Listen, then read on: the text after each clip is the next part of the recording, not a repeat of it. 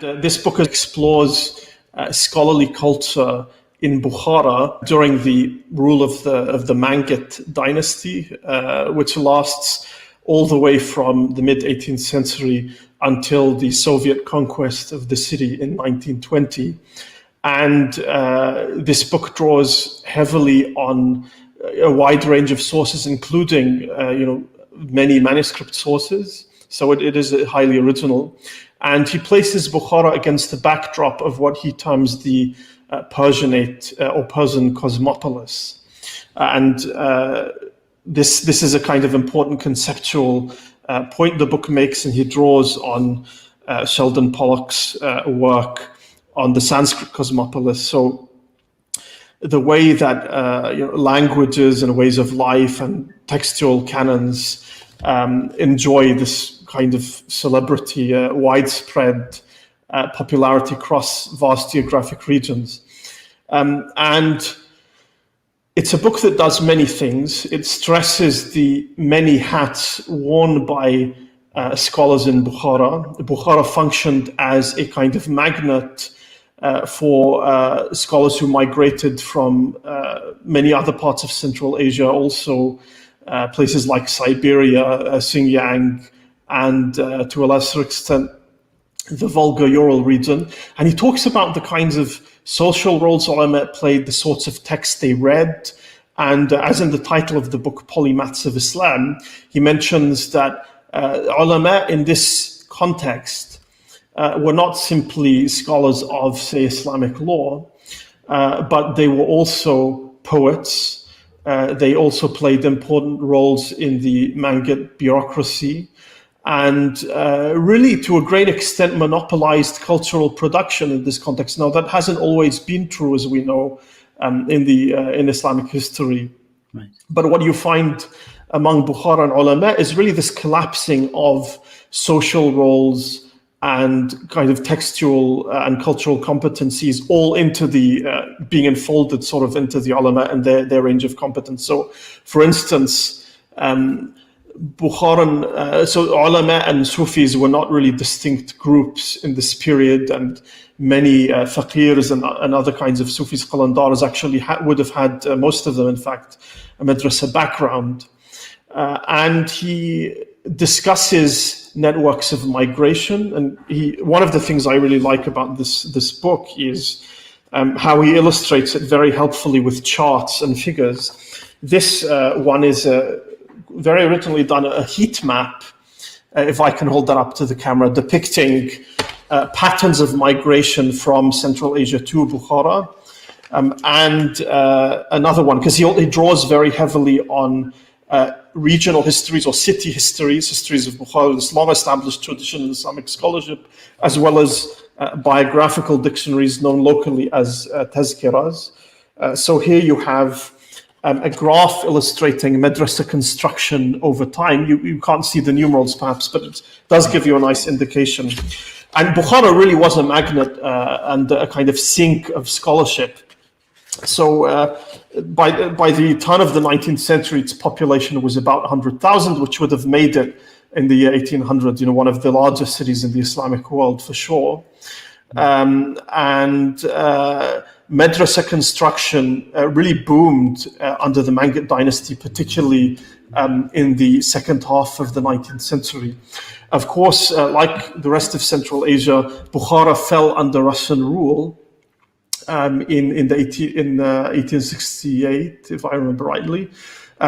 What is unique about Bukhara and the neighboring khanates of Khiva and Kokand, if I'm pronouncing those correctly, is they retained a kind of semi-autonomous status within the Russian Empire. Unlike other Muslim territories, such as the Volga-Ural region, Kazan and Tatarstan and so on. And that meant that scholarly culture continued to flourish under Russian rule, really until the Bolshevik period. And because of this semi-autonomy, and in fact, Russian rule in many cases actually strengthened the Mangit emirs' control of their hinterland, the building of railway networks and so on, actually facilitated migration to Bukhara and strengthened these trans-regional networks. in many respects. Crucially, because the Mangit emirs were left almost to their own devices, patronage continued. And that is why this particular model and style of scholarship continued to its importance. In terms of Islamic law, and I'm aware that there have been a lot of important recent publications on Islamic law in Russian and Soviet Central Asia by, for instance, Paolo Sartori and Nathan Spanos and many others. We're really enjoying a flourishing of scholarship on Muslim Central Asia in this later period at the moment. Right. But for instance, Qadi courts did have complete jurisdiction over law.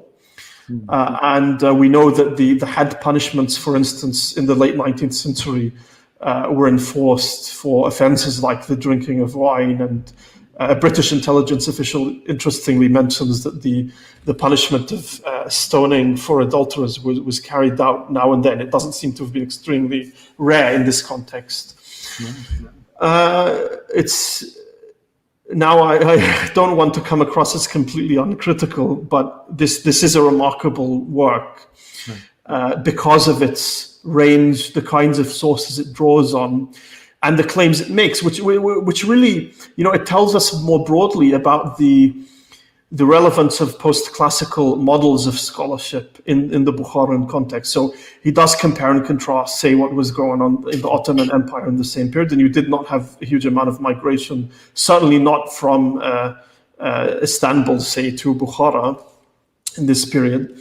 But in terms of the kinds of texts and the canon that scholars studied, there were large overlaps with the South Asian Dars al-Azami. So the Hidayah was the most influential legal text. You would not be able to secure appointment as a Qadi unless you were a Hanafi, or at least implemented, Hanafi vision of law. Right. Alongside this, I should say, as well as the Arabic corpus, which included, as is true of much of the Sunni world in this period, at least in its eastern half, texts like Baydawi's Tafsir and the Mishkat al-Masabih, this hadith kind of compendium. Right. But Persian texts and Persianate learning were supremely important. Right. And the study of the Divan of Hafiz, for instance, was a tremendously important part, often pursued as a sort of elective or postgraduate aspect of the curriculum. But what is the form of knowledge and culture that a Bukharan or alim who lived in Bukhara had to master to be regarded as competent? It was a kind of Perso-Islamic learning, not only the Diwan of Hafiz, but also the Hidayah of Marghinani. So it's an interesting world, and there are important parallels, but also important distinctions between the scholarly culture of Bukhara in this period and, say, Istanbul and Delhi and Lucknow and what have you. What you've described in many respects strikes me actually as not too dissimilar from the forms in which the forms that the Dars al-Nizami might have taken in the 19th century, which was at that point, in a sense, Persian was the lingua franca of Islamic sort of scholarship. Yes, and so yes. It makes me wonder, to what extent is this tied in with Indo-Islamic culture and the Mughal Empire as well? Very good. So James Pickett does a wonderful job of discussing these networks, and occasionally the flow, the migration of scholars and books happened in one direction, but not in the other. So for instance, yes, you would have Bukharan ulama who settled in Istanbul, but it didn't really happen the other way around. He points out that, I should say, Bukhara is, yes, Persian Arabic were the languages of high culture. Persian was the language of administration in the Bukharan Emirate, something that only changes in the 20th century. But the Mangit dynasty, these were Turkic military elite. So kind of pattern we find very commonly in the Islamic world after the Mongol conquests is, a Persian, especially the eastern half of the Islamic world, as I said, a sort of Persianate cultural elite, or Perso-Islamic cultural elite, who did, of course, master Arabic text as well, combined with a Turkic sort of military political elite. And which again sounds to me very much like basically the Mughals. Yes, and there are important parallels. Now, important parallels with South Asia.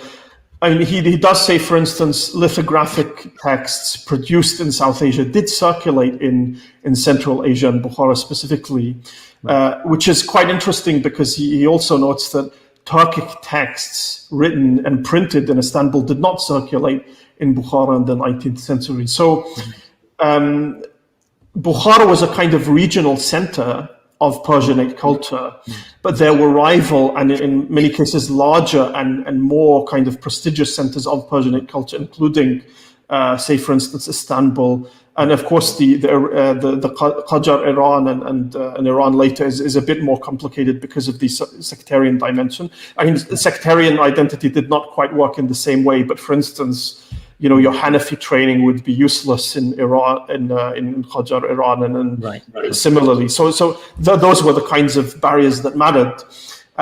In terms of Sufism, Pickett says that the Naqshbandi Mujaddidis were basically the only game in town, but it was very common to collect multiple Sufi affiliations and lineages.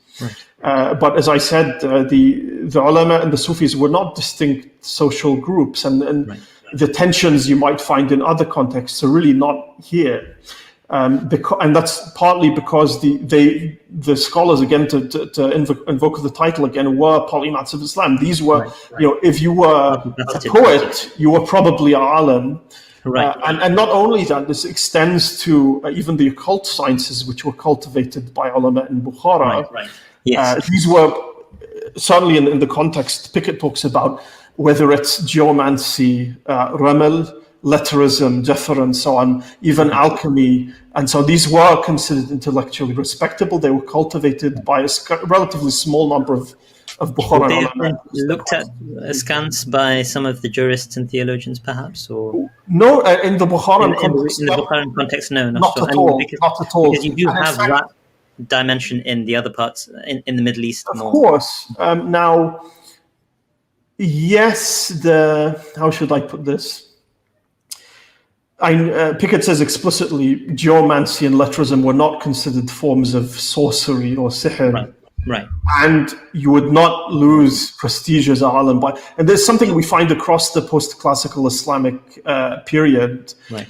Much earlier on, once, say, for instance, astrology and astronomy begin to diverge or at least become distinct branches of knowledge from about the 10th century of the Common Era onwards, you do find ulama who embrace astronomy while being critical of astrology. Yes. And you find plenty of criticism of letterism and other things. It seems to have diminished, as far as I can tell, in the post-classical period. In the Bukharan context in particular, this critique seems to be largely absent. For less familiar viewers, do you want to elaborate slightly about the concept of letterism? What exactly? Yes, so I'm by no means an expert in any of these branches of knowledge, but letterism, both things like letterism and geomancy, these are, I would guess, primarily forms of prognostication, of predicting the future, or divining auspicious signs. Should I pursue this course of action? Should I do that other action? It's a bit like, if I can trivialize it. You used to get in the 1990s these big 8 balls that you would shake, and then a solution would appear. You should do this. You shouldn't do it. Okay, it's a much more intellectually sophisticated version of that. So geomancy involves, I actually know very little about it. It's to do with particular marks on the ground and all of this. Letterism is, the alphabet, each letter corresponds to a particular number, and the numeric values can be significant, and anyway, and so on. But if you look at, there's lots of scholarship on this now. Matt Melvin Kuski, Liana Saif, and others have written a lot about this. But hopefully viewers now have a broad sense of what the book is viewing. Of course, there are many things going on. Right.